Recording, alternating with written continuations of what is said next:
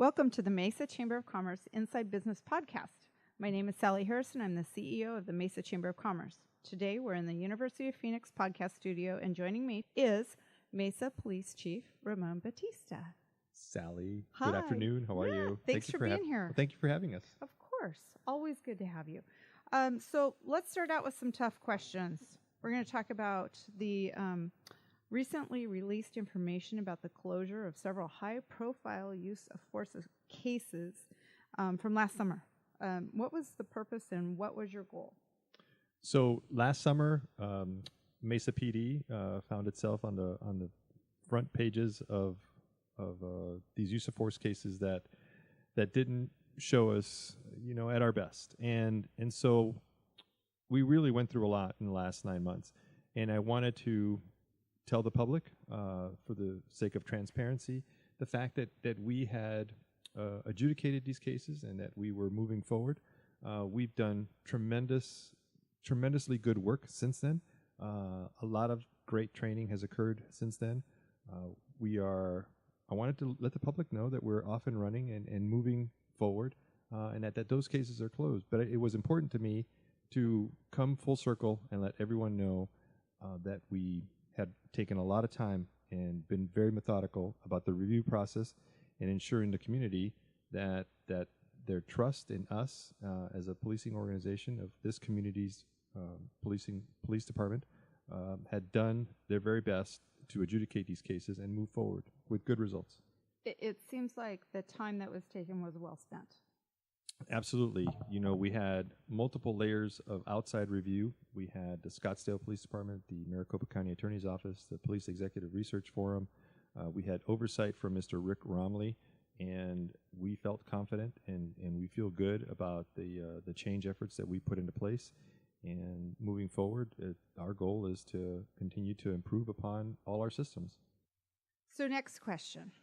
What are you doing to address the issue with homelessness in the downtown area, and how does the expansion of light rail play into your plans for downtown development and the safety of downtown? Great question. I'll tell you that obviously our winters are some of those times of the year when we experience more homelessness simply because our climate allows for folks to be out and about a little bit longer. Summers are a different story, but regardless, I feel good about the fact that our overall homelessness in the downtown area is, I don't know, I would say manageable, but it is something that we're able to handle at this point. Mm-hmm. Just yesterday, we had a big homeless outreach effort near the area of Gilbert and, Stapley in Maine. And we contacted just under 100 folks out there that are living in the streets. We actually even had somebody that came by the command post to let us know that from the last effort when we were out there reaching out and trying to get folks into homes and find them the social services that they need, very proudly this woman came to tell us that, hey, since I last saw you, I'm actually living in an apartment. Oh, so nice story. A success story, yeah. So at these events that we hold, like yesterday's, we go out and we try to reach folks that are experiencing mental health issues, homelessness, and we bring with us food boxes. We bring with us haircuts. We're going to expand this thing to have portable showers, but we've got the support of the community and social service networks from around the area, and really the goal is to help us get these folks into a stable living environment. There's a lot of things that have changed. Right now, instead of looking at a trespassing homelessness case, we often try to refer those folks into community court. Mm-hmm. And the goal there, again, is to not have it so that we just continually go back out and continue to just deal with the same person for an arrest or a warrant, and trying to break that cycle to get those folks the services and the help that they need in order to be self-sustaining. And we've had some success in this arena, and we're going to continue to pursue that avenue.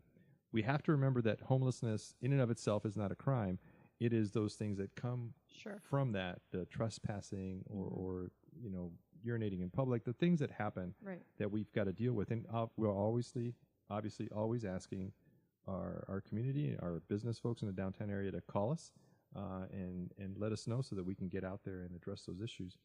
Something that I think is really beneficial for the downtown area is going to be our bike unit. We recently expanded the bike unit, and so we're going to see a lot more of our bike officers in the downtown area. Okay. So I know Aaron Rain's Yes. been very instrumental in the homeless initiative. Are you partnering with other agencies to work on this? Totally. We are, Aaron has been fantastic, by the way. He is the point person working in coordination with the police department, the courts, the city government, and the social service agencies that we bring to bear in order to help us get some of these folks situated in temporary housing. Mm-hmm. So some of that occurs in the East Valley, but some of it also is happening in Phoenix. So we have the opportunity to place some of these folks that are in need in shelters throughout the entire Phoenix area. And Aaron and the folks that he works with are shuttling folks into Phoenix sometimes, trying to get them the services that they need. So what did you call the thing that you did yesterday, the program that you went out and met with 100 people? Oh, so it's Operation Mainline, and we're running those like every few weeks. So West Side, East Side. Is there something that our chamber members can do to help? Is there a special need that you have? You said you provide haircuts and different things. Is there something that we could be collecting for you? You know, we are always open to having that conversation with you about what kind of services can help us. So right now, yes, the latest thing that we brought on board was haircuts, and it seemed to be a huge hit with the folks that we contacted. We're working closely with the food bank, so we've got the food boxes in place, and that's been very helpful. But we're always looking for an opportunity. Officer Rain is just tremendous, great for this kind of thing. All right. Well, let's think about what we can do, what ask we can put out there to our members. We talked about bikes, and you said that you're expanding the bike unit. Is there anything else on that?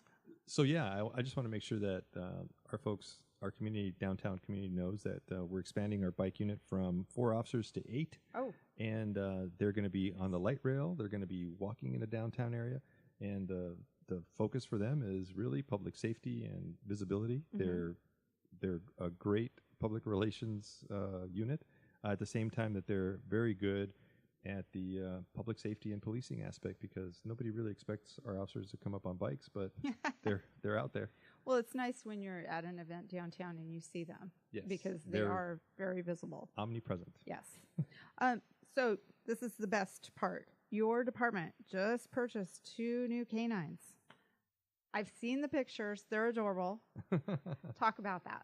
All right. So I have to correct the record, because on one of them was a donation by the Chicago Cubs, which is really awesome. Nice. Yes. So the Chicago Cubs donated a 14-month-old lab. Her name is Daisy, and she is going to be our newest explosives canine. So she's dedicated to finding explosives. We are going to use her at the spring training games this year, but we're really happy because she's super adorable and really cute. So yeah, she just started working here like a week or 2 ago. How many canines do you have in the department? Do you know? I want to say that we have about 10 canines all throughout. Most of them are dedicated to the patrol function, with a handful that are dedicated to detecting narcotics, but most of them are dedicated to patrol. That's awesome. So how can business leaders get involved in partnering with the police department? Oh, wait a minute. I didn't talk about Macy. Oh, okay. There's more. Let's go back. I'll talk about dogs all day. So Macy is our 11-month-old, and we did purchase her. She's our 11-month-old English Labrador. Yes. She's all white, and we've seen her now. She's adorable. Yeah, we've seen her now as a puppy, and all the way now to her 11 months of maturity. She is getting really big, but her specialty is going to be to deal with victims of crime. Oh. Her specialty is calming people down and allowing us, our detectives, our investigators, to get the most out of some very difficult interviews with folks that have experienced sexual abuse and kids, especially. So she has her work cut out. It's a very more of a support dog. Very much of a support dog, but she has a very extensive training to still get through and testing.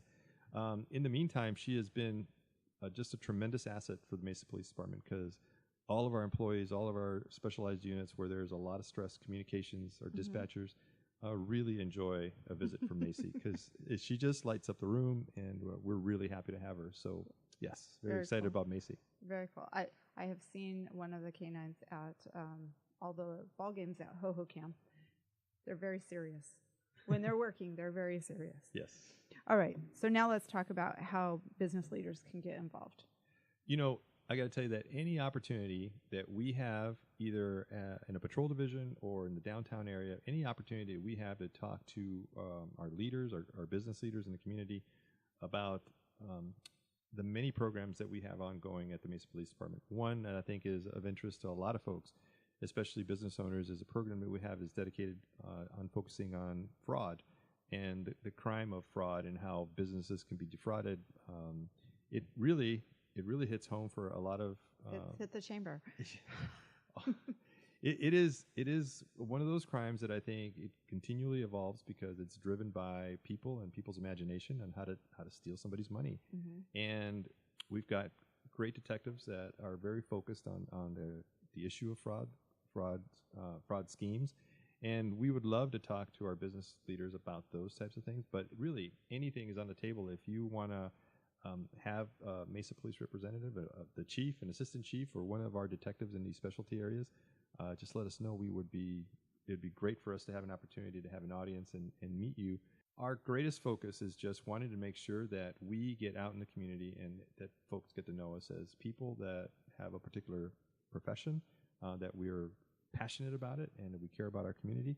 And I think that from those relationships is how we kind of begin to figure out what kind of things we can leverage from each other. And I would love that opportunity. When we post this podcast, we can put the ask out there too. Sure. All right. Anything else? Thanks for the opportunities. Of course. Really always. Appreciate it. Well, thank you for coming in today, Chief Batista, for joining us on the Inside Business Podcast. You can find all of our episodes on the Inside Business Podcast at iTunes, Google Play, or your own favorite podcast website. You can also find them online at mesachamber.org.